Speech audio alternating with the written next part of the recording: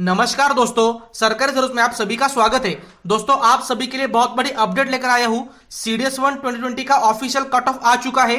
तो आज के इस वीडियो में हम कट ऑफ भी देखेंगे और उसका एनालिसिस भी करेंगे। इसके साथ हम ये भी देखेंगे कि अपकमिंग सीडीएस एग्जाम के लिए आपकी स्ट्रेटेजी किस तरीके से होनी चाहिए। सबसे इंपॉर्टेंट पार्ट इस वीडियो के एंड में होने वाला है, तो लास्ट का 1 मिनट बिल्कुल भी मिस मत करना।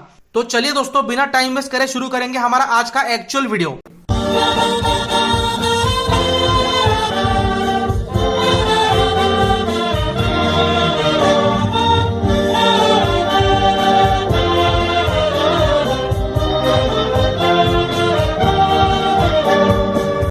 सबसे पहले हम एकेडमी वाइज सीडीएस का कट ऑफ देखेंगे, जिसका आप बहुत टाइम से इंतजार कर रहे थे।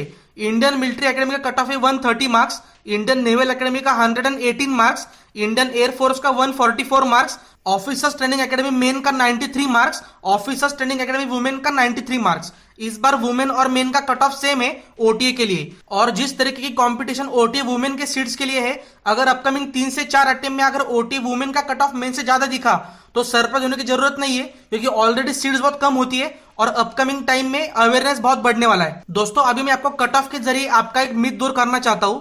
जनरली क्या होता है, जब हम एग्जाम देकर आते हैं, हमें अगर जीके का पेपर डिफिकल्ट गया होगा तो हमें लगता है कि मुझे पेपर डिफिकल्ट गया, मेरे दोस्तों को गया, तो सबको डिफिकल्ट गया होगा और इस बार डेफिनेटली कट ऑफ नीचे आएगा। ये हर एग्जाम के बाद आपके दिमाग में होता है और बहुत सारे यूट्यूब चैनल ऐसे आपको बताते भी है कि इस साल बहुत पेपर डिफिकल्ट था और कट ऑफ में ड्रॉप होने वाला है, लेकिन ऐसा बिल्कुल भी नहीं होता।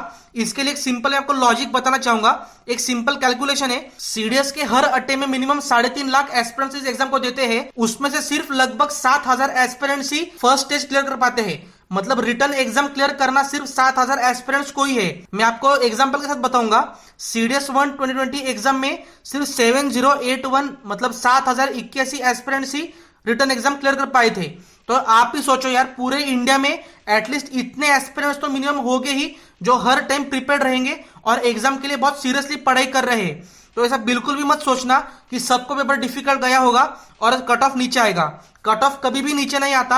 आप पिछले 5 साल का अगर स्टैटिस्टिक्स देखोगे तो कट ऑफ कंटिन्यूअसली इंक्रीज ही होता है, बहुत ज्यादा भी नहीं बढ़ता, 1-2 मार्क से ही बढ़ेगा, लेकिन कम तो बिल्कुल भी नहीं होने वाला। ये आपके दिमाग में सेट कर लो। और अपकमिंग पोस्ट कोविड सिचुएशन में तो बहुत डिफरेंट कंडीशन होने वाली है, क्योंकि इंडिया में सिर्फ यूपीएससी की ही एग्जाम से, मतलब सिविल सर्विसेज, सीएपीएफ, सीडीएस की जो टाइम पर हो रही है, बाकी सारी सेंट्रल गवर्नमेंट, स्टेट गवर्नमेंट की एग्जाम सिर्फ पोस्टपोन्ड ही हो रही है। तो कंपटीशन डेफिनेटली बढ़ने वाली है, ये आपके दिमाग में सेट कर लो। दोस्तों, अब शुरू होता है वीडियो का सबसे इंपॉर्टेंट पार्ट, जो आपको बताएगा कि अपकमिंग 4 से 5 महीने में आपको किस इंटेंसिटी के साथ पढ़ाई करनी चाहिए। यूपीएससी की ऑफिशियल फाइनल मेरिट लिस्ट जो आई है, उसी में से हम 2 केस स्टडीज देखेंगे। वो केस स्टडीज समझने के लिए आपको यह समझना होगा कि इस बार जो एस्पिरेंट सिलेक्ट हुए हैं, उनके एवरेज एसएसबी के मार्क्स है 135 to 145।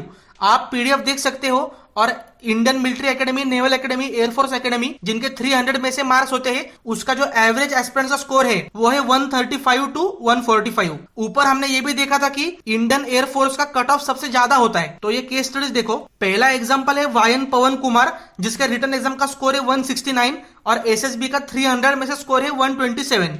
सेकेंड भी इंडियन एयरफोर्स का ही एग्जांपल है, जिसका नाम है हरित बत्रा, जिसका रिटर्न का स्कोर है 154 और एसएसबी का 125।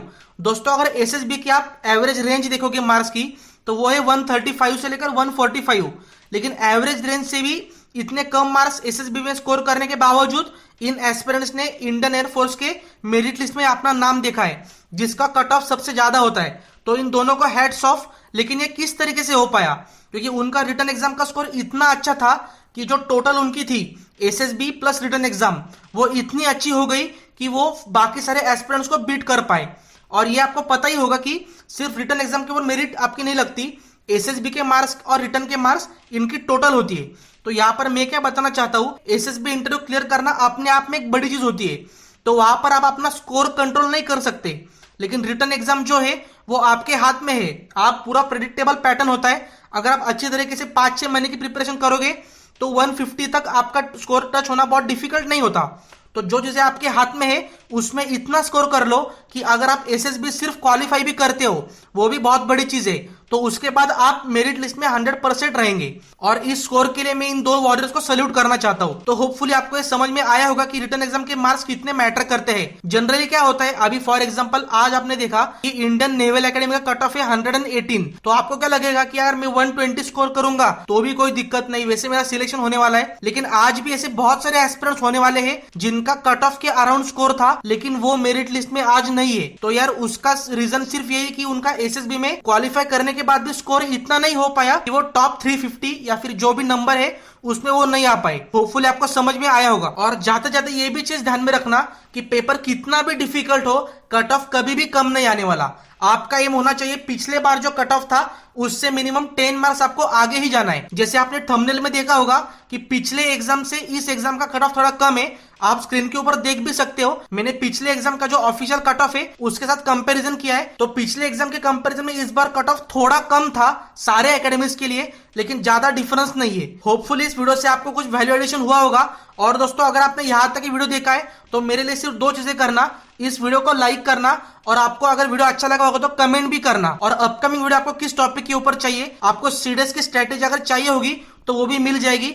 सिर्फ 100 एस्पिरेंट्स को भी अगर चाहिए होगा तो मैं वीडियो अपकमिंग वीक में पब्लिश कर दूंगा। तो चलिए दोस्तों फिर मुलाकात होगी अगली वीडियो में, तब तक जय हिंद।